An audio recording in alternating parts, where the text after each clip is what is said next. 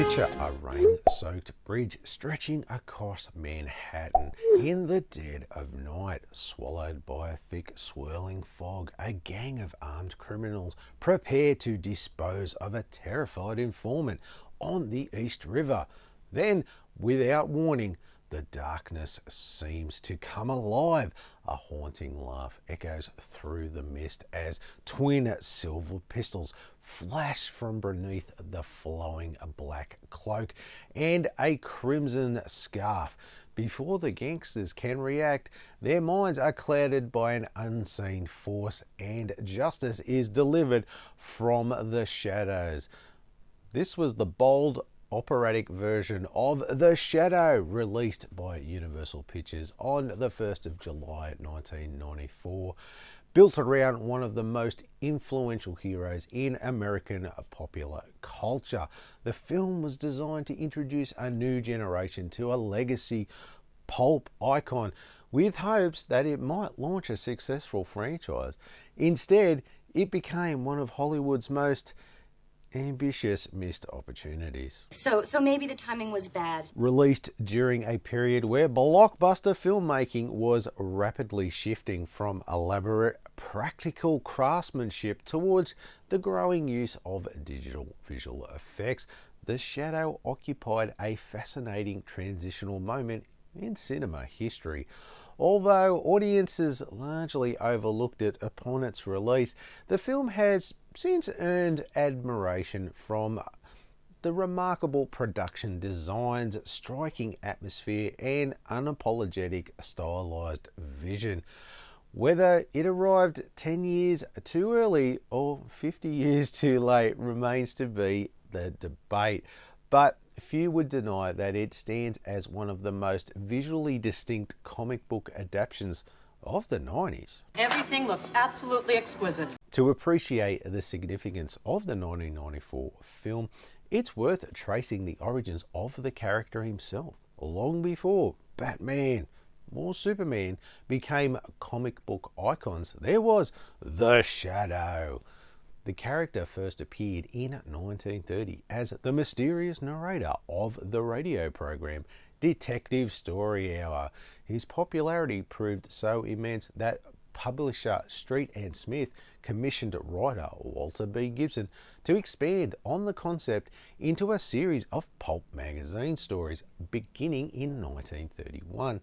The stories transformed The Shadow into a mysterious crime fighter known as Lamont Cranston, armed with hypnotic abilities, razor-sharp intellect, and an arsenal of twin .45 pistols. The character became an American phenomenon. His radio adventures drew millions of listeners, with several actors portraying the mysterious vigilante over the years, including a young Orson Welles during one memorable stint.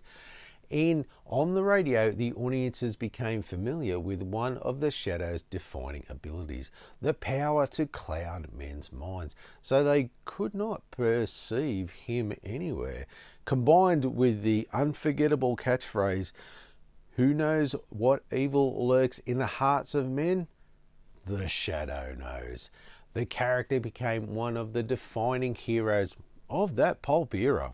Hollywood considered bringing The Shadow back to the big screen for decades. During the 80s, director Sam Raimi explored adapting the character but was unable to obtain the rights.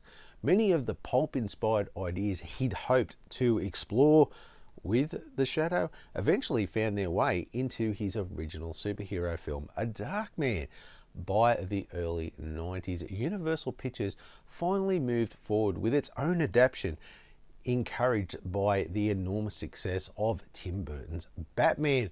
That film had demonstrated there was a major audience for darker, visually stylized superhero movies, prompting many studios to revisit some classic masked heroes from those earlier generations.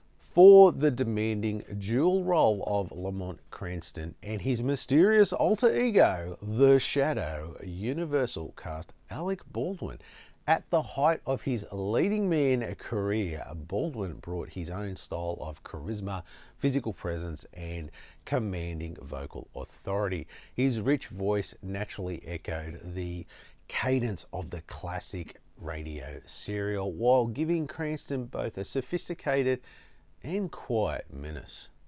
Supporting Baldwin was a cast of veteran performers. John Lone delivered a restrained yet sinister performance as Shdaow Khan, the final descendant of Genghis Khan, whose psychic powers threatened the world.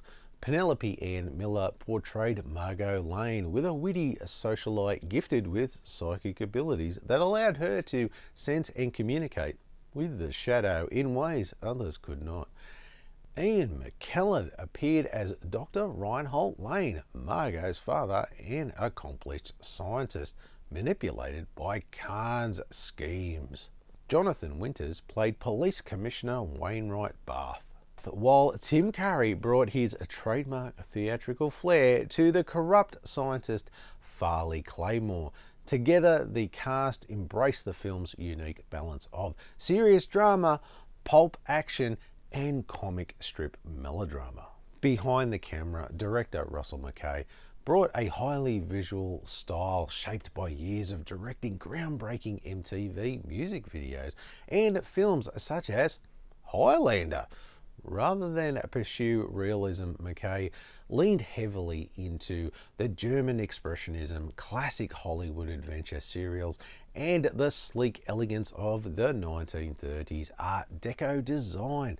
Working alongside cinematographer Stephen H. Burnham, he filmed the scenes with the dramatic lighting, towering shadows, and sweeping camera movements, and a richly stylized composition that transformed New York City into an almost dreamlike version of itself. When The Shadow premiered on the 1st of July 1994, however artistically ambitious, did not translate into commercial success, unfortunately.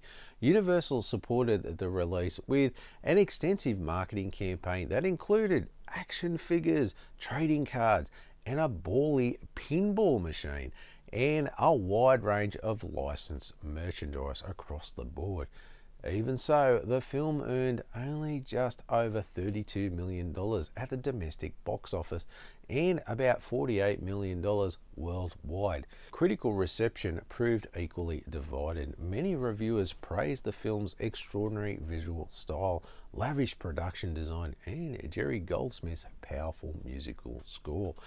Others argued that the screenplay struggled to match the strength of its imagery, suggesting that the narrative occasionally took a back seat to the film's spectacular visuals.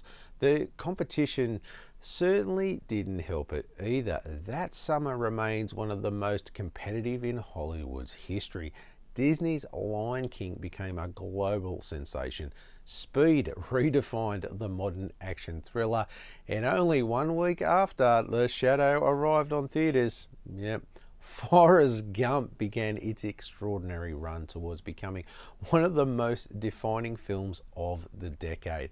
Against such overwhelming competition, a faithful adaptation of a 1930s pulp hero faced a very uphill battle.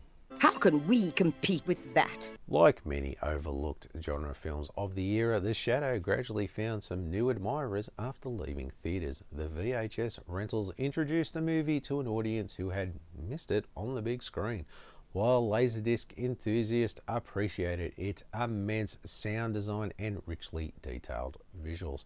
For many years, the film was available only through a fairly basic DVD release like this one, leaving its elaborate cinematography somewhat underappreciated. Later, high-definition releases came along, particularly Shout Factory's Collector's Edition Blu-ray, finally allowing viewers to experience the intricate lighting, production design, and visual artistry in a far greater detail. And as of the making of this video, there are no plans for any 4K HD release. I expected that. After reviewing The Phantom and The Rocketeer a few months back, everyone kept talking about The Shadow in the comments. So I thought, why not? Let's give this a rewatch and see if it's any good. As I think the only time I watched this was actually, I watched this back in the day in the theatres in 1994. And look, I couldn't say that I actually remember any of this movie. So it kind of felt like a fresh watch. And wow, oh wow, this movie was not that great at all. Not that I had any expectations, but it's not really that good.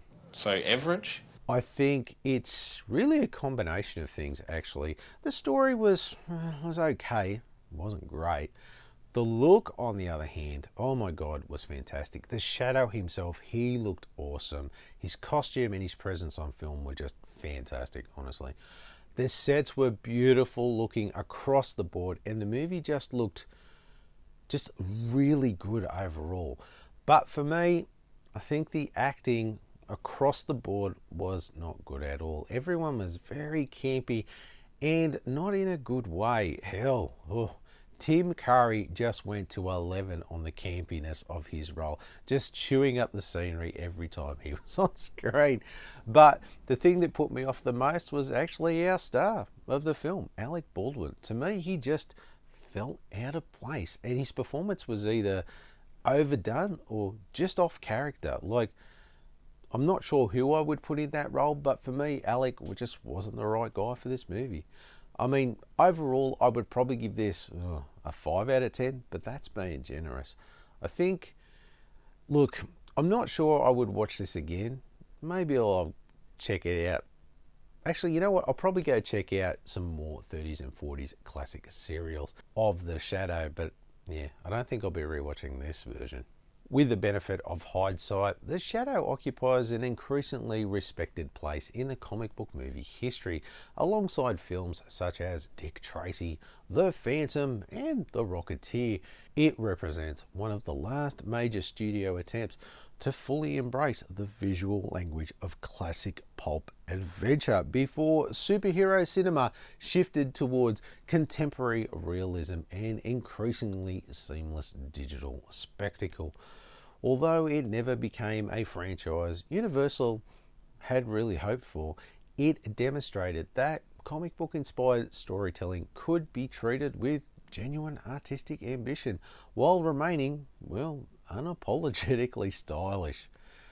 Today, the film enjoys a growing reputation among movie enthusiasts, soundtrack collectors, and fans of Pulp Fiction who recognize its remarkable craftsmanship, its richly textured production design, very memorable performances, unforgettable score, and fearless commitment to atmosphere, having earned a loyal following that continues to grow more than 3 decades after its release.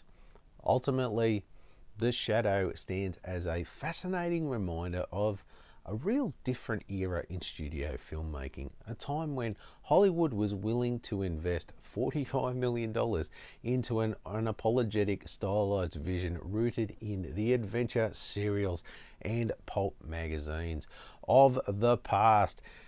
It may not have conquered the box office during its legendary summer of 1994, but its artistry has endured far longer than its opening weekend receipts.